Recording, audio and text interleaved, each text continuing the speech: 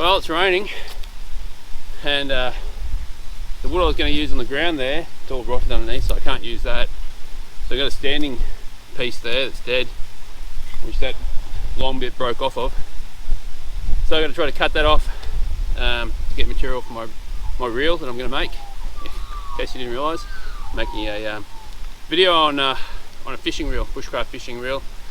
It's not a hobo reel.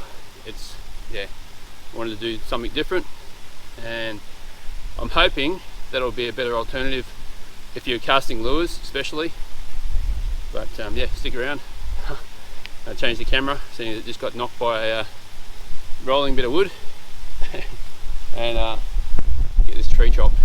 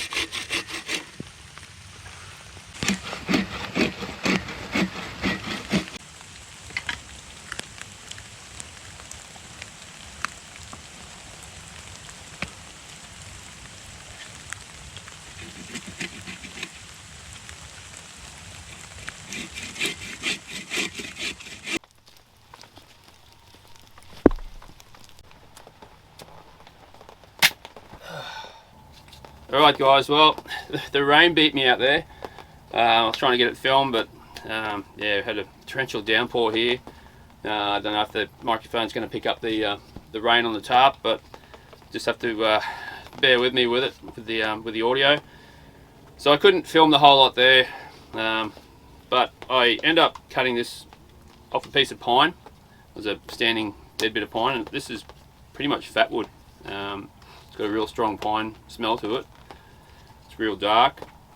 Mosquitoes in here. I'm going to get the fire going in a minute just to dry out and keep the mosquitoes at bay, but I'm soaked to the bone.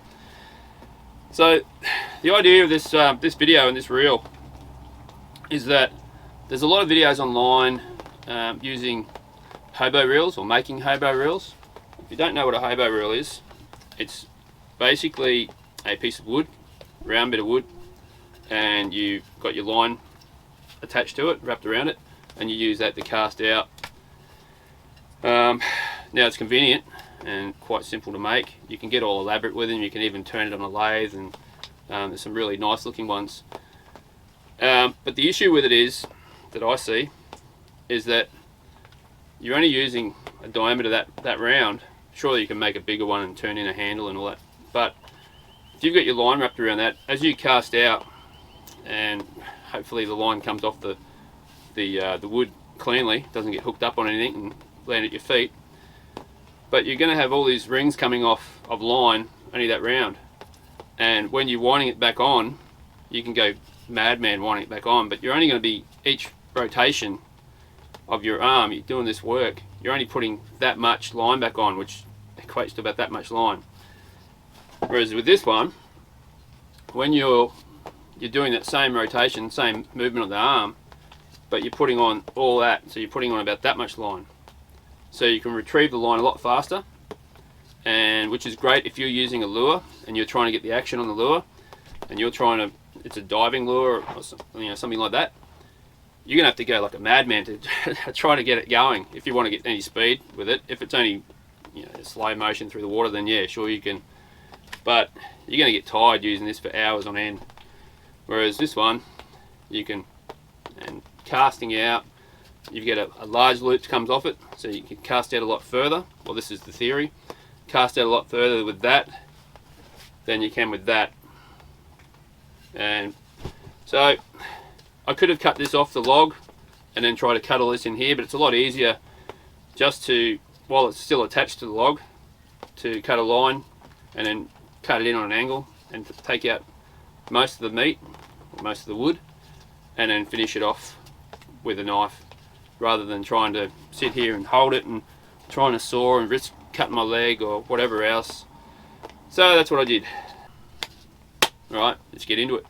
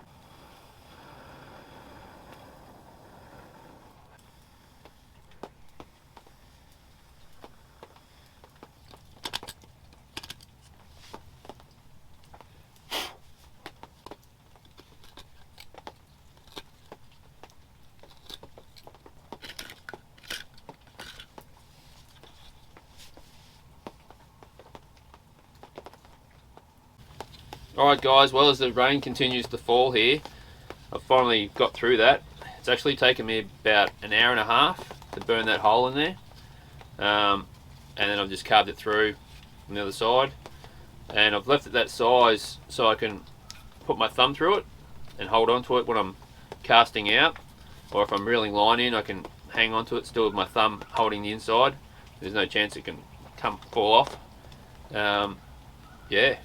And then I've still got to clean it up and make it all nice and smooth.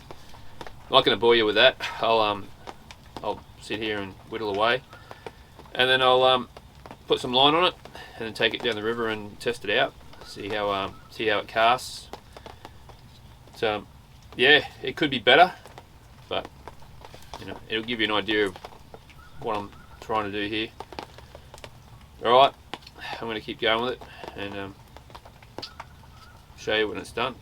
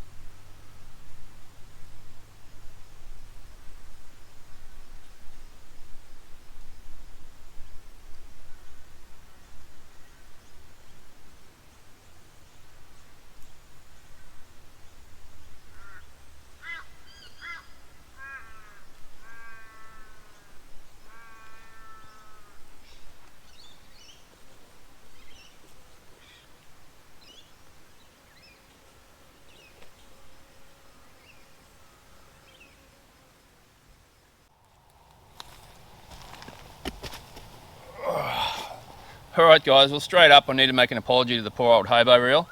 It casts just as far as the reel I've made here. So if you're weighing the two up on that, they're equal. Where it lacks, and majorly lacks and sucks, is retrieving. I was cranking that thing, the Hobo reel, as fast as I could reel it in.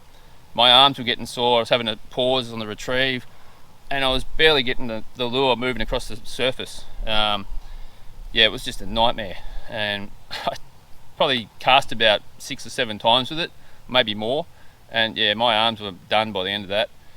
Whereas with this one, I was still working it fast, but I well and truly had that lure skipping across the surface, and way faster than what I'd use that lure. That's the thing, you don't want to be working flat out every time you cast it out, which you have to do with the Hobo reel. So if it comes down to the casting lures, invest the time, make one of these. And the other thing too is, when you're casting lures, you might have a strike zone of 5 meters where the fish is sitting, and then you might have another 10 meters or more before you get back to yourself to cast again. Once you get through that strike zone, if I'm casting this, I can pick the speed up, pull it in quick, ready to go again. Hobo reel, I'm going flat out the whole time just to get action going on the lure, and so I can cast this out maybe 2 or 3 times in the time it takes me to cast out and retrieve the Hobo reel once. So yeah, nightmare. If you're using it for baits, well, they both cast out the same distance, so that's all good. But reeling in the fish, you know, if you've got a small fish on, still takes you a long time to reel it in with the Hobo reel. This one, I can have that fish skipping across the surface. I'll be reeling it in that fast. So just down to that. I mean, it takes longer to make, obviously, but if you're in a survival situation or you're on a TV show alone, then yeah, invest the time, make one of these, and life's going to be so much more pleasant when you're fishing.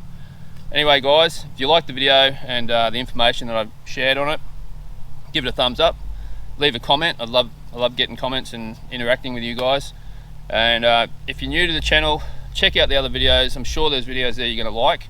And if you haven't subscribed, then hit the subscribe button. It's a way to show your support for what I'm doing here, but also so you can find the channel again and come back and watch the future videos and the previous videos I've done. Alright, yeah, I'm calling this done.